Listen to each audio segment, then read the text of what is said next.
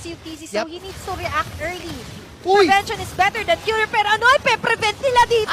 Tatama pa hindi Tonas. Welcome sa dalawa yung kanyang Black Dragon Force. Kukonekta sa tatlo kaya na... Unfamiliar territory na to. Andiyan yung Cosplay! cosplay. Mahatak nila si James, kaya naman siya ang una babagsak. The Ultimate Fighter is still alive! Petrified ang kanyang ikakita. Tapos tama pa yung Netherrealm. Kaya naman si Dokmen na ang babagsak. Tapos si Palos ang nakisang blood. Tatama sa tatlo. Kaya naman yung Petrify. Ay naku, uhuli lang din naman. Netherrealm? Pero yung Netherrealm, buhay pa din ang mga member ng side ng Echo Proud. Huli It's gonna sila, be a 5. Tapos si Ishkael nandun sa likod. Tapos nandito lang din naman si Sir Matt. Susubok kay Dura.